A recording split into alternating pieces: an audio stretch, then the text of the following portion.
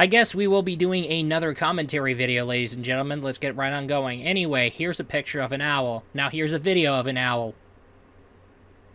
Amazing. Welcome, the Gamer Man's Lounge. Awaken to play.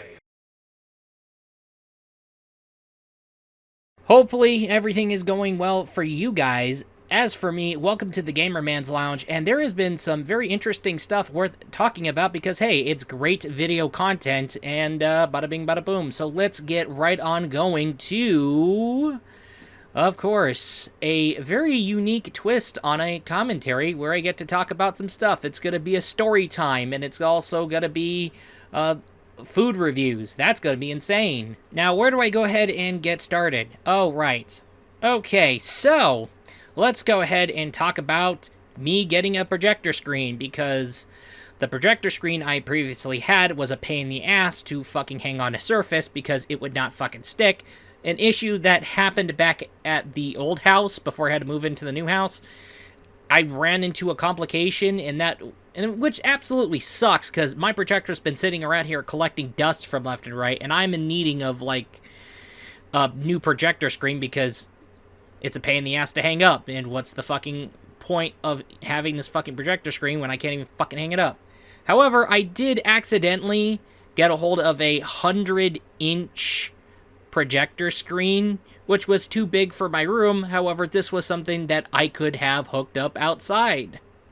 That would be perfect, because, hey, backyard movie nights, yay! So, of course, you may have already figured this out already. Yeah, I ended up getting a new projector screen, and I'm probably thinking about later down the line getting another projector screen that's way more smaller, so that way I can have it set up in my room or have it set up anywhere indoors. But hey, let's focus on the brand new 100-inch projector screen that I ordered, because holy shit, it was crazy. So yes, I did set up the 100-inch projector screen outdoors, and of course it looked amazing, and it didn't stop at looking amazing.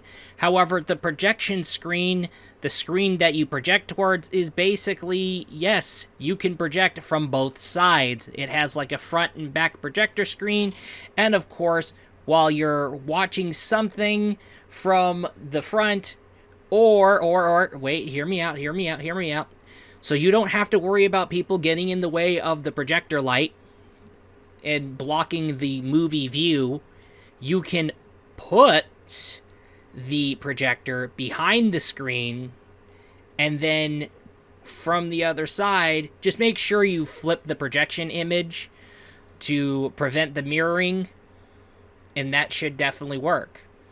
Because mine came with a flip button. I hit the flip button as many times as I get to the other side, and hey, oh hey, there's the not so mirrored regular image set up, and with the projector being behind the screen, it's perfect. I don't have to worry about people walking behind. Or let's just say, I don't have to worry about people walking and blocking the projector screen. Should have said that instead. However, the question looms, what has pretty much motivated me into getting a projector screen? Yeah, it's the fact that I need a new projector screen, that I couldn't fucking stick the old one that I ordered back at the old house. But no, hold on. Now, what actually brought the idea of projectors more to light was actually the Switch port of Darius Burst EX Plus. And because of that port, I ended up kind of wondering, okay, there's no dual monitor support even for the PlayStation version of the game. However, but you can play it off a projector, and you can play it on a projector screen, especially a 100-inch, and you can get more of the dual screen settings, and this might be perfect for not only for Darius Burst, but however, the arcade versions of Darius 1 and 2, which was included in the Arcade Cosmic Collection, so this would be perfect. And of course, I seem to notice how projectors are evolved. Even there's like short throw projectors where you could just pretty much set it on your TV stand and then just hit the button, and you don't have to worry about having to set the projector up from behind or having somebody walk in front of the projector light. However, there's pocket projectors and portable projectors, especially the portable projectors that basically is like shaped of a soda can. So yeah, portable projectors. Projectors that are, like, portable. Just like my 100-inch projector screen. Which kind of sets up like a tent. You could say it sets up like a tent, but... Anyway, enough about my projector screen, but those portable projectors, those pocket projectors, this might be perfect for something. I mean, if you kind of think about the convenience of those portable projectors, take it from when that one time I decided to hook up the projector in my bathroom and then have images projected onto my shower. That could be an idea. As a matter of fact, that would be perfect. You can watch shit like movies or play games or anything on the fucking ceiling. That would be a perfect idea.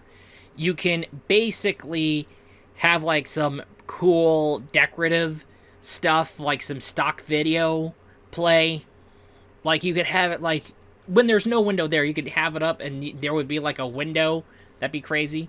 You could project like a fucking fireplace. Like a stock fireplace that you can find on YouTube with fucking HDR, because guess what? Those pocket projectors or portable projectors are probably going to end up with HDR. Well, actually, they might have already. You can play pranks on your friends, and there's tomfoolery. Hell, anywhere you fucking go, you can project your favorite romantic scene in that R18 plus visual novel. No, I'm just kidding. Anyway, let's get right on going.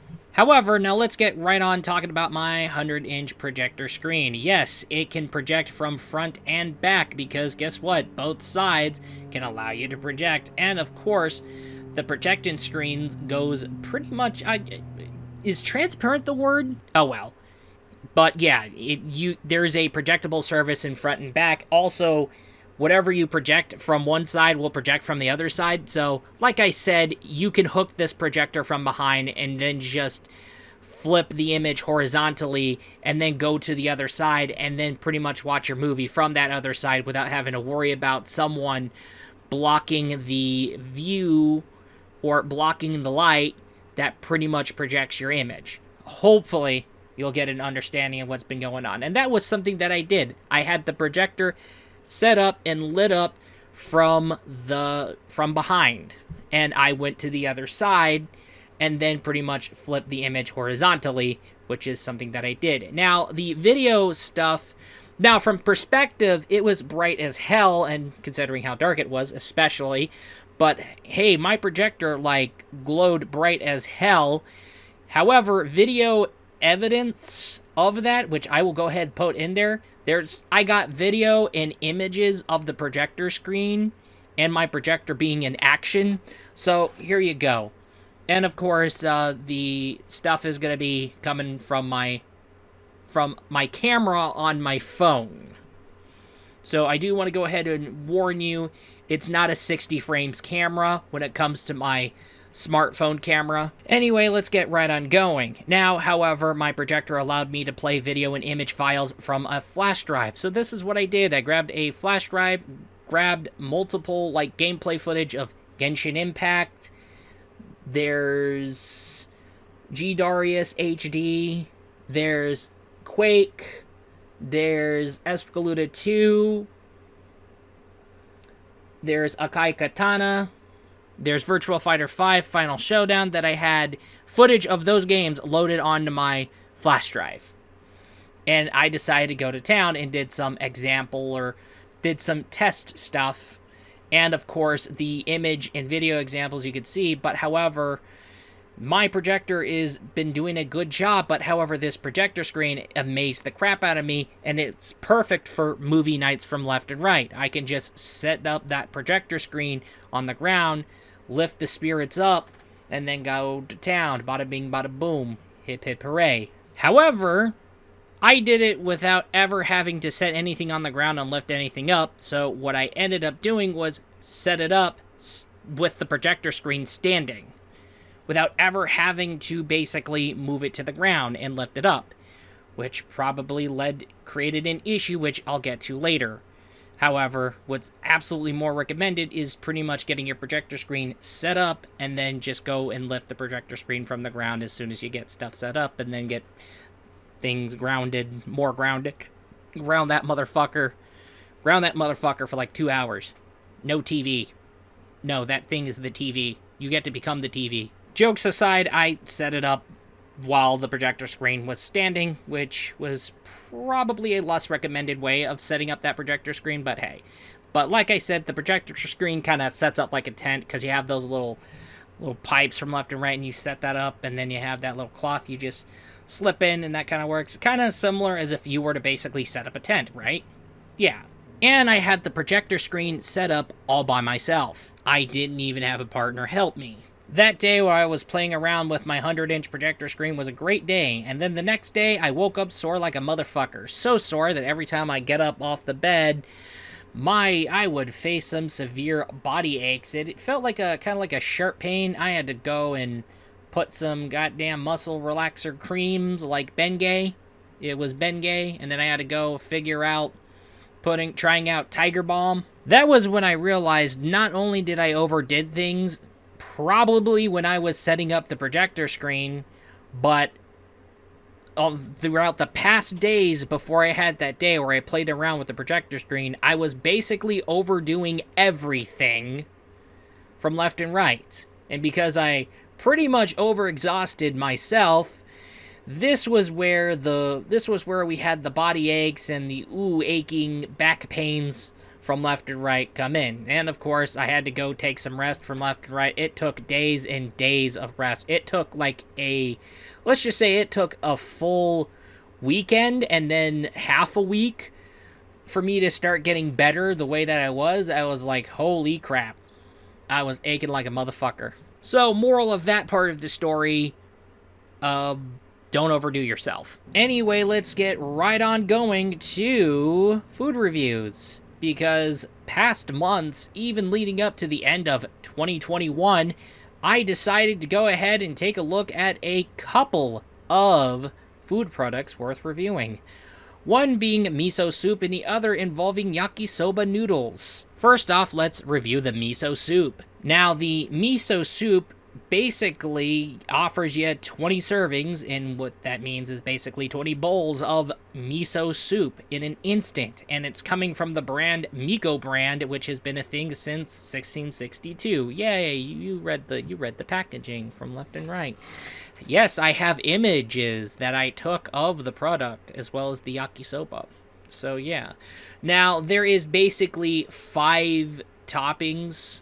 Yes, 5 toppings for those miso soups. How this works is that you basically get like 20 packets of the miso paste, and then you have 4 of each on 5 selected miso toppings, or miso flavors if you want to go with that. Now, the flavors or toppings included are the tofu, the green onion, the wakame seaweed, the fried bean curd, and the spinach. And yes, I did try all of those, and I had a good time. However, if I were to pick a favorite, it is a rough choice. I like the tofu. I like the tofu topping. And, of course, the wakame seaweed topping. However, I have been thinking about mixing up toppings, multiple toppings.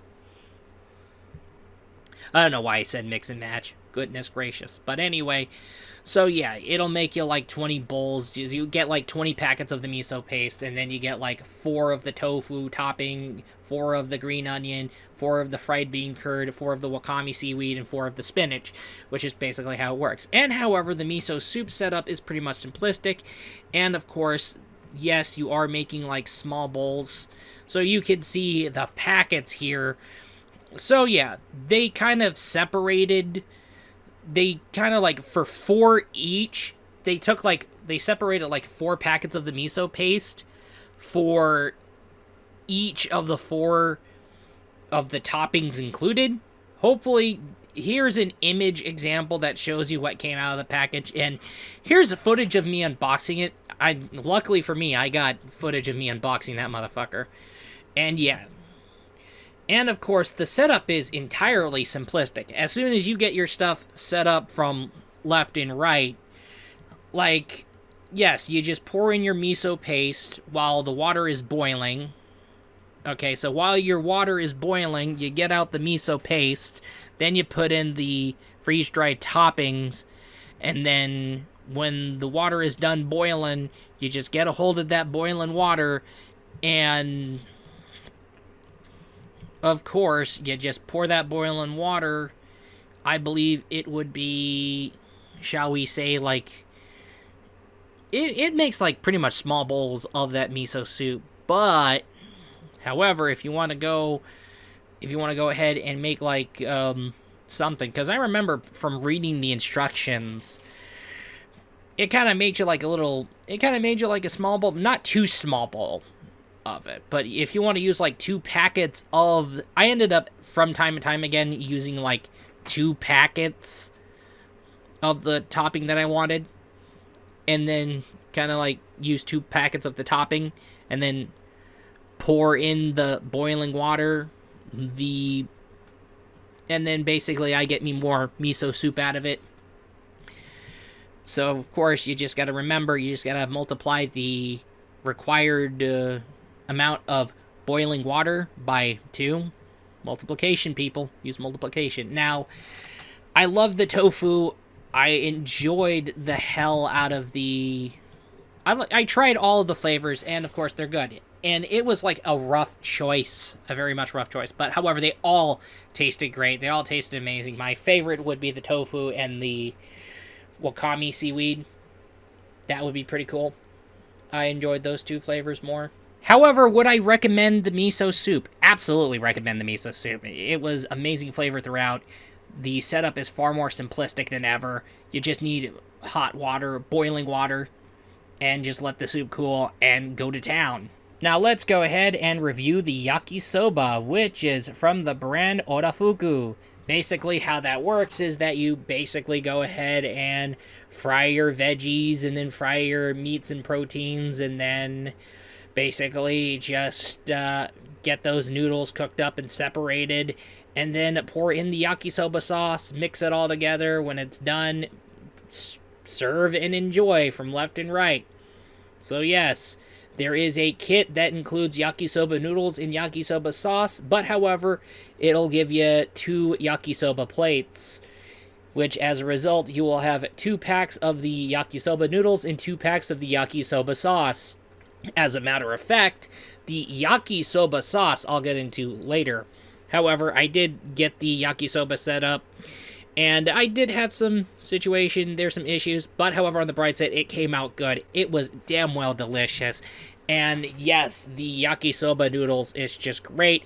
What ended up happening, for my veggies, I used onion and lettuce, while for my meats, I used like leftover pork steak.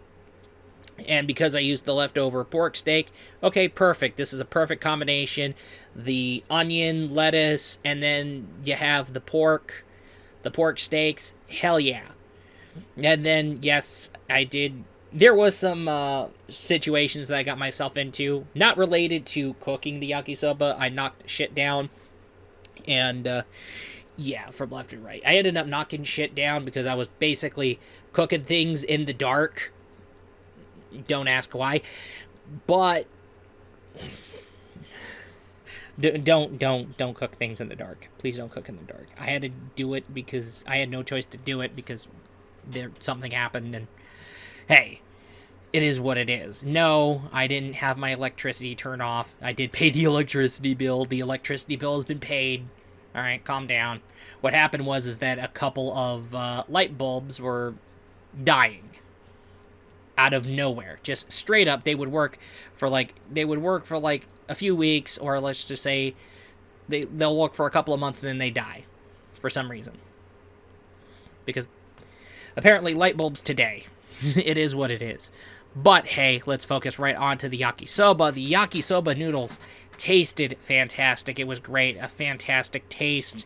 I had a good time with those yakisoba noodles. Actually, as a matter of fact, let's go ahead and talk about the yakisoba sauce, which I believe to be the star of this yakisoba, because when it comes to the yakisoba sauce, not only is there is a separate, because guess what? There is like the yakisoba sauce being included in the yakisoba kit, but however, the yakisoba sauce is stored in like not only a larger jar, but stored in a very, very larger jar. I'll go look into that. Now, Odafuku has been a company that's been in Japan, and they have been pretty much going global, and they're looking to basically get products sold globally.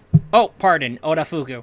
Anyway, let's get right on going. Now, Odafuku sells the yakisoba sauce separately in a 17.6 ounce, but also a half-gallon container. That's pretty crazy. Anyway, we're reviewing the yakisoba kit, which comes with 2 packets of yakisoba noodles and 2 packets of that yakisoba sauce that is oh so delicious. And of course, the yakisoba, when assembled together with your ingredients of your desires, boy, did it taste good from left and right, and I enjoyed it. Really great. With that totally said, would I recommend that yakisoba kit? Absolutely. Anyway, hopefully I put together a fantastic, wonderful, fun commentary video that you're going to definitely have a good time with. With that totally said, that is all, and I will be looking forward to you in the next video. This is nothing but a video product made by a fellow gamer man. Ayo!